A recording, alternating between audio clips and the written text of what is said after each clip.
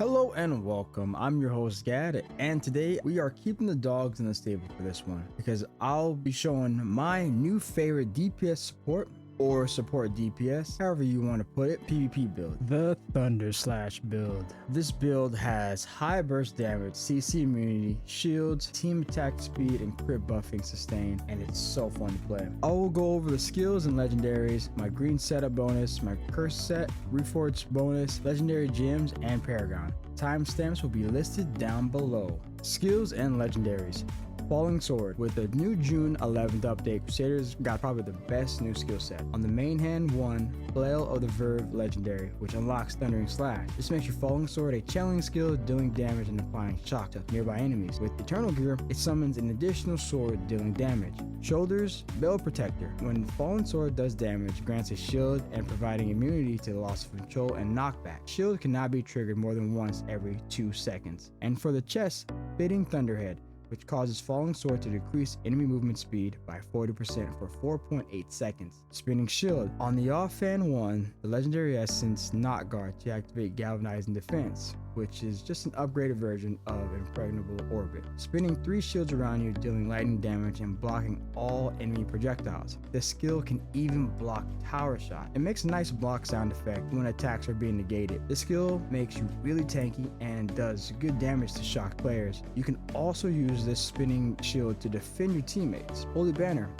Masque of Condemnation, legendary to activate Holy Roar, making Holy Banner now increase the attack speed by 30% and crit hit chance by 20%, and also making the cooldown of Holy Banner 6 seconds. The attack speed increase makes your channeling and primary attack faster, increasing your DPS and also buffing all nearby teammates and summons every 6 seconds. My Eternal Gear also adds an additional 5% attack speed while Holy Banner is active. Conjuration of Light. For the pants, I tested out Grace of the Determined, which removes all harmful effects when using Conjuration of Light.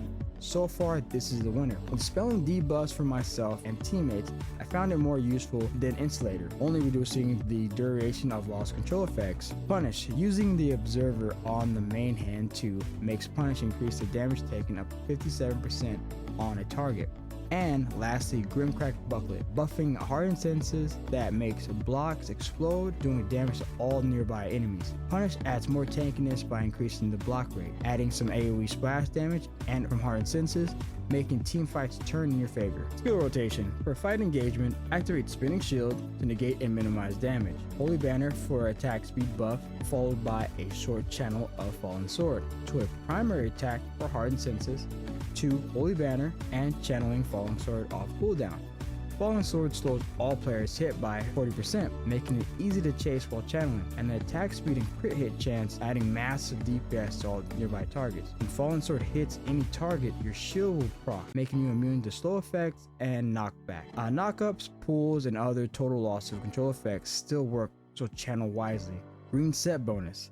I run the 4-piece mount banks for the 33% shield of my max life, also allowing me to move through enemies while active. Another shield to be added for more tankiness and survivability, and 4-piece Vithus for 30% increase for all beneficial effects, and the increased attack speed by 30% each time I use a beneficiary effect on myself and my teammates. Holy Banner can be maintained and spammed on cooldown, maxing out your attack speed at all times. A wonderful thing about this build is it can be used for other PvP events like Alley of Blood and Conqueror.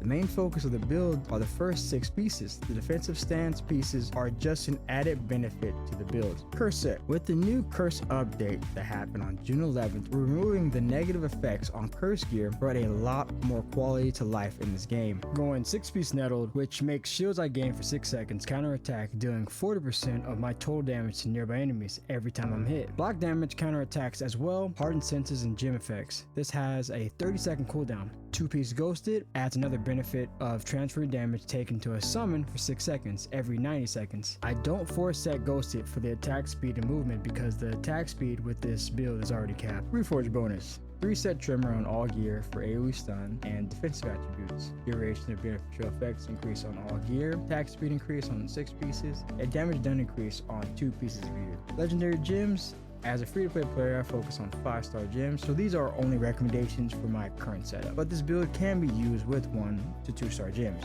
Let's look Jade for the bonus damage, movement speed, and damage reduction under 50% life, a must-have gem. Rolling Consequence. All damage done for 6 seconds explodes, increasing my crit hit chance and burning all nearby enemies. Works very well when Hardened Senses is active. Auto Hope. For the damage and movement increase and skill cooldown reduction. Spiteful Blood increases damage done while making me invulnerable to primary attacks from other players and applying a shield 40% of my base damage, being tankier in team fights with that additional shield proc. Sleeping Bile attacks poison and reduced movement speed for 6 seconds and spreads if the target dies. Very good damage over time gem, even though the 2-star gem Viper's Bite is better. Maul of the Deep, when dealing damage, summons a whirlpool at the enemy's location that pulls nearby enemies to its center. After 2 seconds, a sea monster erupts, damaging and knocking up all nearby enemies and shredding armor, increasing damage taken. A great CC PvP gem. I also made Ox into another gem if the build calls for it. Blessing of the Worthy, dealing damage equal to 17% of my current life and decreasing all damage taken by 4% for 6 seconds every 20 seconds. This gem is only used for the damage reduction and how cheap it is on my server. And Hilt of Many Realms, which I Ox Starfire Shard into. When dealing damage, summons meteorites in an area that knock back enemies and dealing damage. My first ever 5 out of 5-star gem that I got during the 2-year event. If you want to see that video, let me know in the comments below. Starfire is a great PvP gem with a short cooldown and knockback effect. It has no range, so if a player is suffering from a damage over time effect, it will proc on them from a distance. Paragon. For Battleground, I always run Brawler. Depending on the meta, I run these specialization skills. Defender of Sanctuary, which gives a shield for 3 seconds based on 15% of max life and is increased for all nearby enemies up to a max of 50% every 30 seconds. Heavy Armor reduces damage taken from all nearby enemies. Rugged increases my life and size by 5%. This skill can be changed out for Finishing Touch, which increases damage by 250% when dealing damage to enemies below 20% life every 30 seconds. Combat Expertise increases Heavy Armor and Rugged's effect. Combat Tricks allows me to move freely through players and reduce all nearby players' damage by 5%. And for my Vault Paragon build, I run Gladiator, and the specialization skills I run are Cheat Death for a second chance during Vault raids, Quick-Witted to reduce the duration of lost control effects by 10%, Uncontrollable to block and become immune to lost control effects every 30 seconds. Hold Formation reduces damage taken by 2.5% for each nearby party member, a total of 7.5% damage reduction during Vault. Grizzled Veteran to deal 4% more damage and take 4% less damage from players. Playstyle. This is a frontline DPS build with support skills that add great buffs for the team, applying Holy Banner for you and your teammates and also summons. Conjuration of Light to add immunity and remove debuff to disengage or re-engage a team fight, so choose wisely when to use it. With shields activate from shoulders, Spiteful Blood, defensive stance changes, and the Cat Pet, the Cursed Nettled adds great DPS to all nearby enemies while in team fight. Punish is good to have for survivability and added DPS with Grimcrack Buckler, which combos well with the Rolling Consequence, damaging all nearby enemies. Throwing targets with Fallen Sword makes for easy chase and focusing damage on a target that can kite.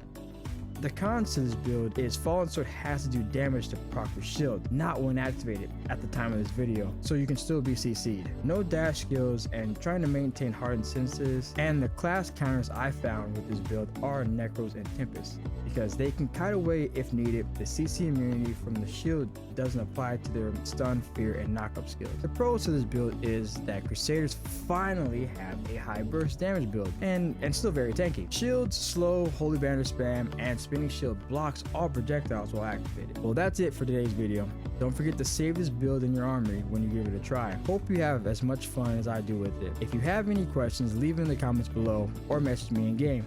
See you next time.